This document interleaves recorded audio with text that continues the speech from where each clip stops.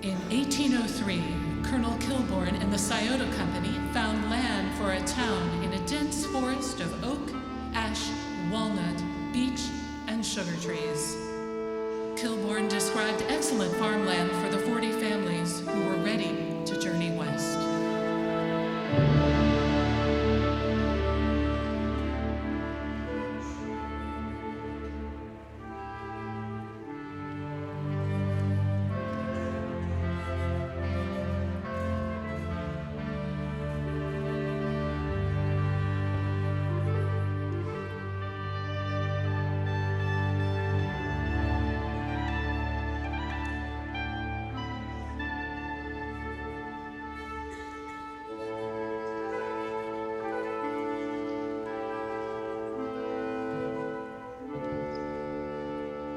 A log building was constructed for use as the church and school, as well as for the balls and meetings of the townspeople. The following spring, Kilbourne surveyed and laid out the village. Settlers found that turkeys, deer, and small game were plentiful in the new Ohio settlement. Native Americans from the Wyandot and Mingo tribes brought muskrat and raccoon furs to the village to trade for goods with the settlers.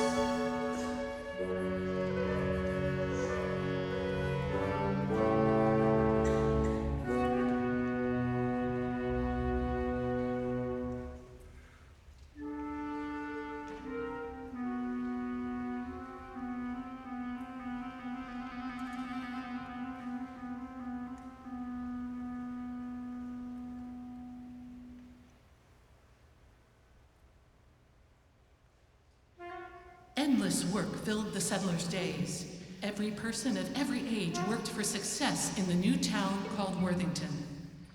The pioneers were anxious to have a grist mill to grind wheat flour, and James Kilbourne's mill, constructed in 1805, served the local farming community. Farmers worked long hours during planting and harvest seasons, and sawmill operators did the same when rainfall raised the river, providing abundant water power.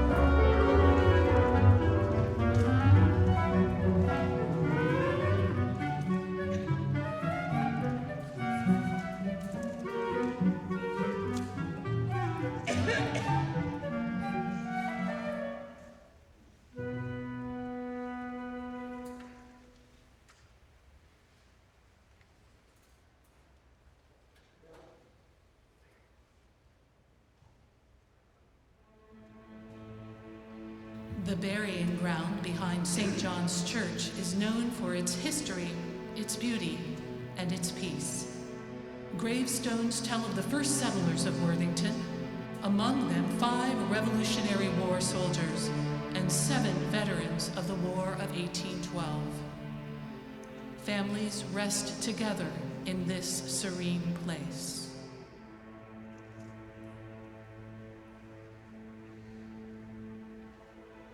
The plot of town founder James Kilbourne holds a prominent place by an old tree in the center of the churchyard. The burial ground was established for the new town in 1804, when the first to be laid to rest here, Abner Pinney, died shortly after arriving from Connecticut.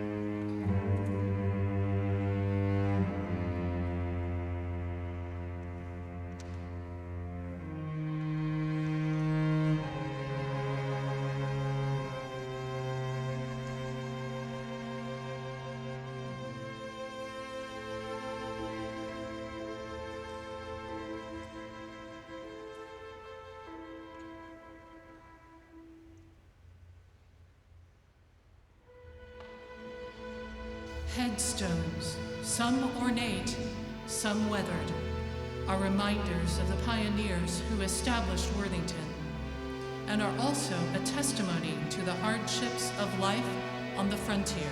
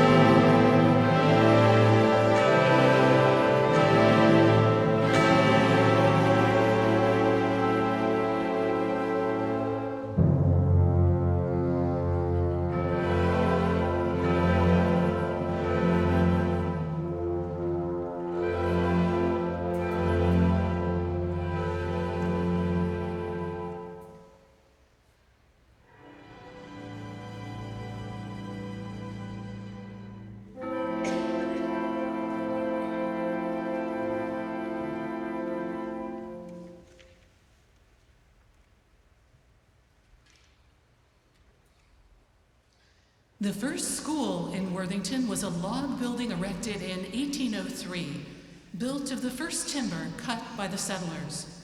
The first Christmas was celebrated in the schoolhouse with much feasting and toasting.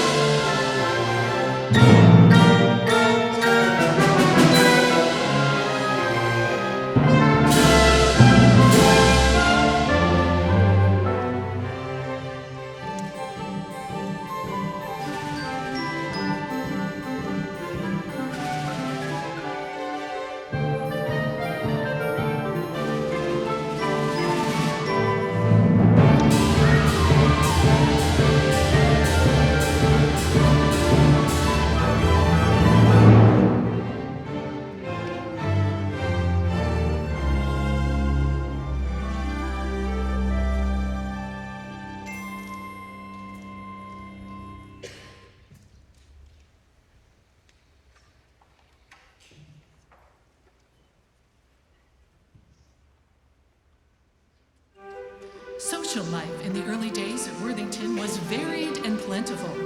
Young people attended the singing school, which was held twice a week. Older women gathered in the afternoons for their quilting parties and sewing circles, which were held at different homes in the village. Men often held their lodge meetings in the evenings when their day's work was done. Almost weekly, a dance was held in the large log school, which was attended by nearly everyone in the community.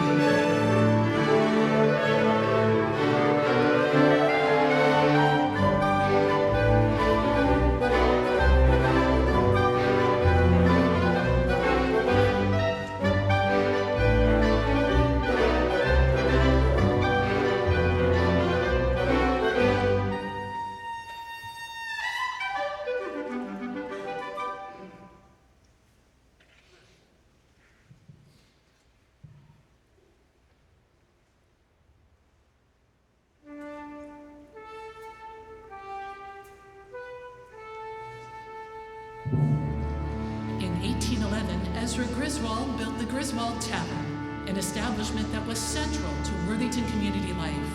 Between the daily tavern business, hosting balls and dinner parties, and conducting government affairs, the building was a bustling place.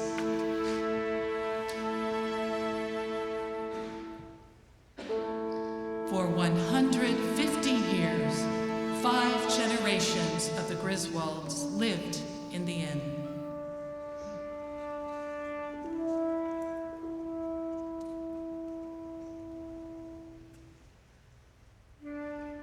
A spinning wheel, brought to Ohio in 1803 by Ruth Griswold, stood by the fireplace.